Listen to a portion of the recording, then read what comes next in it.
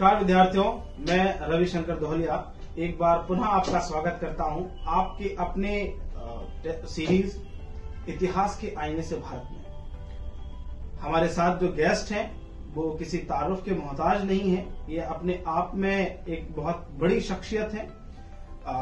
हमारे साथ उपस्थित हैं प्रोफेसर संजीव वैद सर।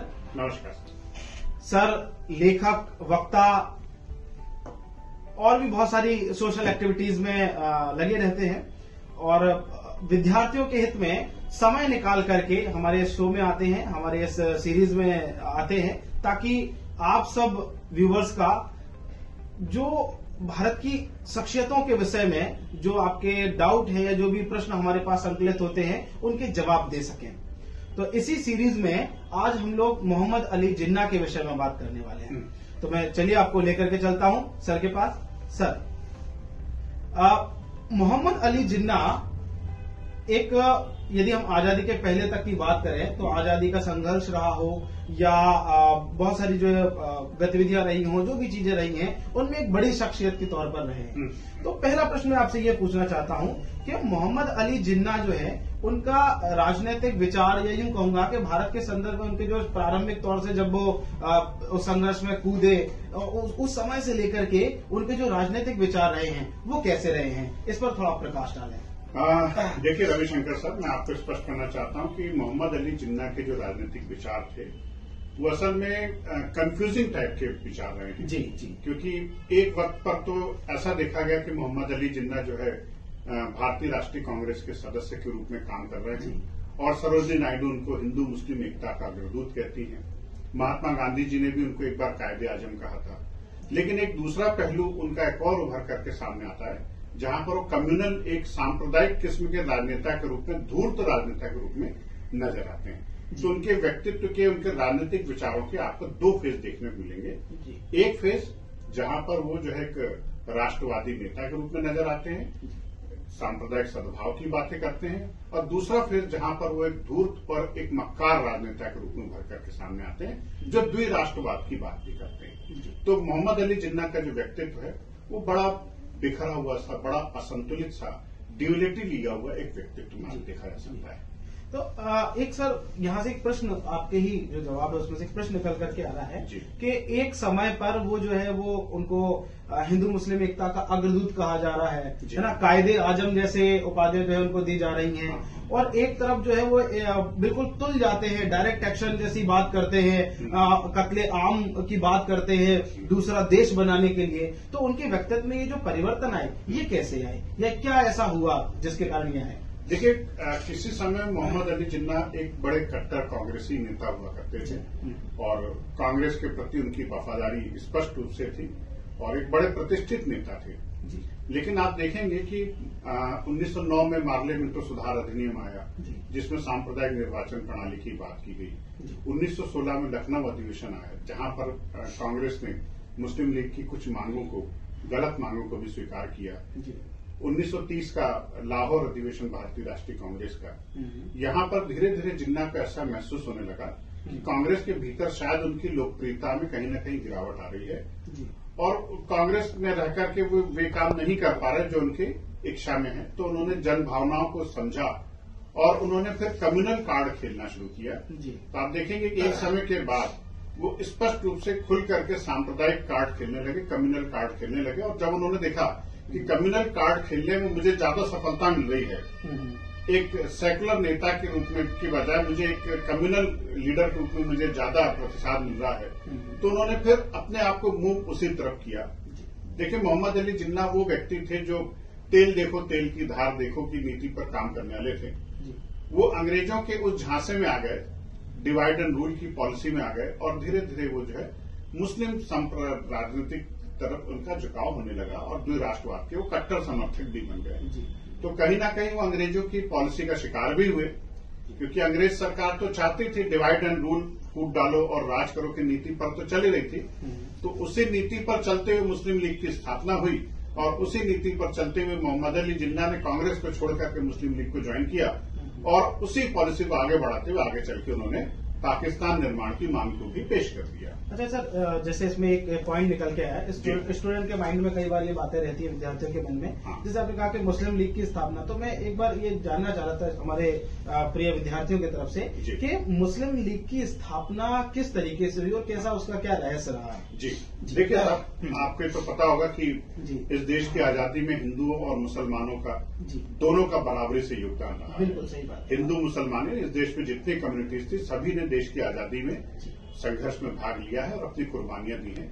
1857 का विद्रोह जो है हिंदू और मुसलमानों में संगठित होकर के लड़ा था और इस विद्रोह के पश्चात ब्रिटिश सरकार ये समझ चुकी थी, अंग्रेज सरकार, कि अगर हमें इस देश पर लंबे समय तक शासन करना है तो हमें इनके बीच में फूट डालना पड़ेगी। और यहीं से उनकी एक प्रशासनिक नीति उभर करके सामने आती है, फूट डालो और राज करो।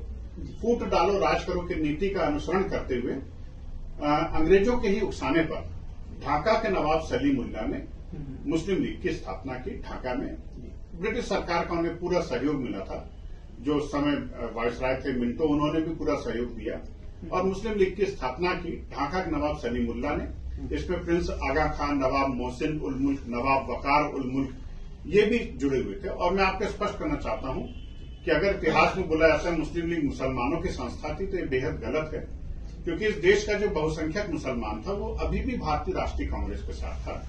दरअसल मुस्लिम लीग जो है कुछ ऐसे रईसजादे जो मुसलमान थे, जो बड़े बड़े रियासतों के नवाब थे, जिन्हें कहीं ना कहीं राजनीतिक महत्वाकांक्षा थी, तो उस महत्वाकांक्षा को पूरा करने के लिए अंग्रेजों ने उनको उकसावा दिया और उन्होंने संगठन की स्थापना की।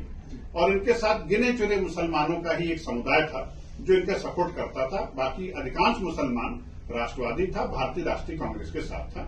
तो अंग्रेजों को उकसाने पर इस संगठन की स्थापना की गई और इसके बाद इस संगठन को स्थापित किया गया। फिर 1909 में एक मार्ले मिंटो सुधार अधिनियम पारित हुआ।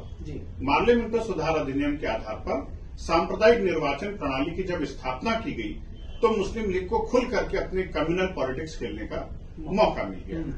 और मुद्दे वाली बात यह है कि 1909 का जो ये कम्युनल रिप्रेजेंटेशन सिस्टम था, इसका कांग्रेस ने विरोध किया, मुस्लिम लीग ने समर्थन किया, तो कांग्रेस और मुस्लिम लीग के बीच में तनातनी बढ़ गई, जिसका नुकसान कांग्रेस को उठाना पड़ा। और आखिरकार 1916 के लखनऊ अधिवेशन में कांग्रेस ने भी सांप्रदायिक निर्वाचन प्रणाली को स्वीकार कर लिया। यह एक बहुत बड़ी भूल थी।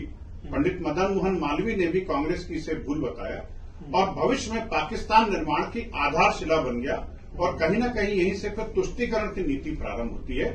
और 1916 के लखनऊ अधिवेशन के बाद आप देखेंगे बहुत सारे आंदोलन हुए, असहयोग आंदोलन, खिलाफत आंदोलन। और खिलाफत आंदोलन के पश्चात मुस्लिम लीग और कांग्रेस के बीच की दूरी फिर बढ़ गई और ये दोनों जो है अपने खुल करके, एक तरफ कांग्रेस सेकुलर पॉलिटिक्स खेल रही थी, देश की आजादी के लिए संघर्ष कर रही थी, तो दूसरी तरफ अब यही मुस्लिम लीग जिन्ना के नेतृत्व में पाकिस्तान निर्माण के लिए काम करने लगी और खुल करके सांप्रदायिक नीतियों का अनुसरण करने लगी। एक आखिरी प्रश्न मैं पूछना चाहूंगा सर जी, क्योंकि ये सवाल बहुत इम्पोर्टेंट है कि पाकिस्तान के निर्माण की पृष्ठभूमि क्या रही और उसमें क्या केवल मोहम्मद अली जिन्ना की ही भूमिका है या और भी कई सारे फैक्टर्स थे जिनको हमें जो है इसमें समावेशित करना चाहिए? देखिए, बिल्कुल बहुत अच्छा प्रश्न है जी। पाकिस्तान निर्माण में एक व्यक्ति की भूमिका तो नहीं हो सकती, लेकिन मुख्य सूत्रधार तो मोहम्मद अली जिन्ना ही थे, ये तो तय बात है।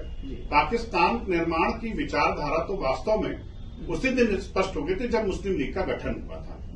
मुस्लिम लीग का गठन हुआ 1909 के मार्ले मिंटो सुधार में सांप्रदायिक निर्वाचन पद्धति की बात की गई, तो धीरे धीरे कुछ मुस्लिम लीडर्स में जो है अलगाव की प्रवृत्ति पैदा होने लगी। भारतीय राष्ट्रीय कांग्रेस से दूरियां उनकी बढ़ती चली गई। धीरे धीरे मुस्लिम लीग अपने पैर जमा रही थी भारत के उन क्षेत्रों में जहां पर मुस्लिम पॉपुलेशन बहुतायत में थी। हालांकि पूरी सफलता मुस्लिम लीग को कभी नहीं मिली। चार्जिंग आने वाले चुनाव में आप देखेंगे कि हिंदुस्तान के मुसलमान जो थे वो मुस्लिम लीग को वोट न देकर के कांग्रेस को वोट देते थे। लेकिन कई कुछ क्षेत्रों में उनको भूमिका सफलता मिली और आखिरकार के कैम्ब्रिज यूनिवर्सिटी के एक छात्र थे, 1930-31 की बात कर रहा हूं मैं, कैम्ब्रिज विश्वविद्यालय के छात्र थे चौधरी रहमत अली। उनके दिमाग में सबसे पहले आया कि भारत के वो क्षेत्र जहां पर मुस्लिम पॉपुलेशन बहुतायत में है, उनके ज्योग्राफिकल अल्फाबेट पहले शब्दों को मिलाकर के उन्होंने एक शब्द बनाया पाकिस्तान। तो पाकिस्तान शब्द के जो जनक थे चौधरी रहमत अली थे, जो कैम्ब्रिज विश्वविद्यालय के छात्र थे। उन्होंने पाकिस्तान शब्द का आविष्कार किया। पी से पाकिस्तान, पंजाब, और आप एक एक शब्दों को देखेंगे तो ज्योग्राफिकल आइडेंटिफिकेशन प्रूव करते हो। अच्छा। फिर इसके बाद इस विचारधारा को, शब्द तो बन गया लेकिन इसे वैचारिक रूप प्रदान करने का कार्य किया मोहम्मद इकबाल ने। ये वही मोहम्मद इकबाल है जिन्होंने गीत लिखा था, सारे जहां से अच्छा हिंदुस्तान हमारा। उन्होंने सबसे पहली बार मुसलमानों के लिए एक अलग राष्ट्र की संकल्पना को प्रस्तुत किया और उस पर किसी ने हालांकि ध्यान नहीं दिया। मुस्लिम लीग का भी अभी एजेंडा क्लियर नहीं था कि हम अपने लिए एक सेपरेट राष्ट्र बनाएंगे। फिर आखिरकार बात चलते चलते 1940 तक आ गई।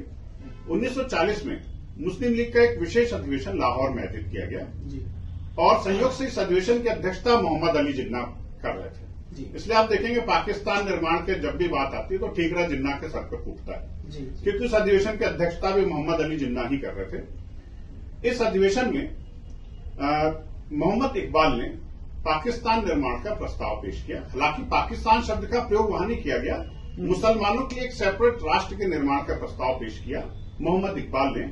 और इस प्रस्ताव को सबसे पहले समर्थन दिया मुस्लिम लीग की एक सदस्य खलीकुज्जमा ने, और दूसरे सदस्यों ने भी इस पर अपनी मुहर लगा दी। और 1940 के लाहौर अधिवेशन में, मुस्लिम लीग के लाहौर अधिवेशन में पाकिस्तान निर्माण का प्रस्ताव पास हो गया और मुस्लिम लीग ने अभी मान लिया कि अब हम पाकिस्तान को लेकर के रहेंगे, लड़कर लेंगे पाकिस्तान, कुछ भी कर ले हिंदुस्तान। ये प्रस्ताव उनका पारित हो गया। तो आप देखिए 1940 के बाद से मुस्लिम लीग ने किसी भी मसले पर कांग्रेस को सहयोग नहीं दिया और उनका एक एजेंडा स्पष्ट हो चुका था, कांग्रेस का बहिष्कार, इस देश का बहिष्कार, और लड़ कर लेंगे हम पाकिस्तान। अब आप देखेंगे प्रांतीय मंत्रिमंडलों ने जब कांग्रेस के इस्तीफा दिया था तो इसकी खुशी में मुस्लिम लीग ने मुक्ति दिवस मनाया था। मतलब कहीं पर भी किसी भी मोर्चे पर कांग्रेस पराजित होती थी तो मुस्लिम लीग के लिए वो हर्ष का विषय हो जाता था। अब आने वाली जो 1940 के बाद की जो मुस्लिम लीग की पॉलिटिक्स है, या कहें कि अब मुस्लिम लीग के पूरे सूत्रधार मोहम्मद अली जिन्ना हो चुके थे।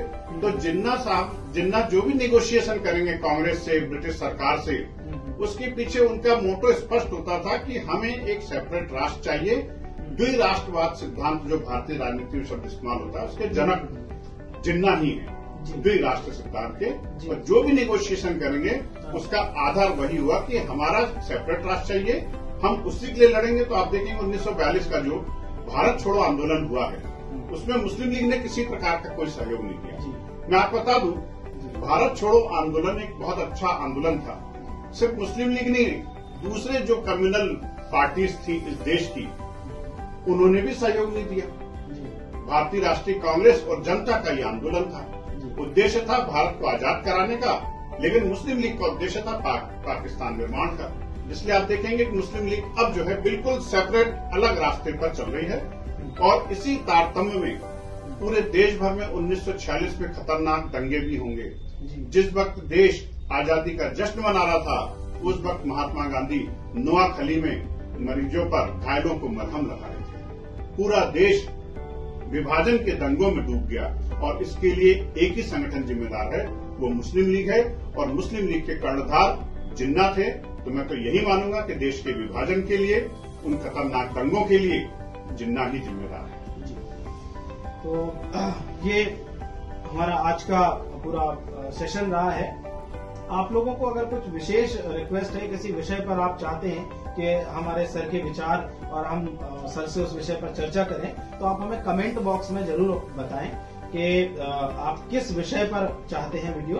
तो आज का हमारा यहीं पर मैं एक विषय पर और बोलना चाहूंगा रविशंकर जी, मैं क्षमा चाहूंगा आपको टोका मैंने बीच में। जी सर। मैं ये बात जरूर बोलना चाहूंगा कि जब देश आजाद हो रहा था तो उस समय जो देशी रियासतें थी, उन देशी रियासतों को भी माउंटबेटन ने मौका दिया कि या तो भारत में शामिल हो जाओ या पाकिस्तान में शामिल हो जाओ। वो रियासतें जो मुस्लिम बहुल थी उनके ऊपर जिन्ना ने डोरे डालना शुरू कर दिए और वो भी कहीं ना कहीं पाकिस्तान के प्रभाव में आ गए। जैसे हैदराबाद रियासत, जूनागढ़ रियासत, भोपाल रियासत, मध्य प्रदेश की भोपाल, ये वो रियासतें हैं जो मोहम्मद अली जिन्ना के प्रभाव में थी। लेकिन ये देश का सहयोग था। ये देश के लिए सौभाग्य की बात थी कि सरदार पटेल गृह मंत्री के रूप में विराजमान थे। उन्होंने जिन्ना की पूरी ख्वाहिशों पर पानी फेर दिया और वे तमाम रियासतें जो पाकिस्तान में शामिल होना चाहती थी वो हिंदुस्तान का अखंड भारत का हिस्सा। बिल्कुल जी, बहुत बहुत धन्यवाद सर, आपने बड़ा अच्छा विद्यार्थियों को एनलाइट किया। तो अब आपसे चलते समय अंतिम यही रहेगा हमारा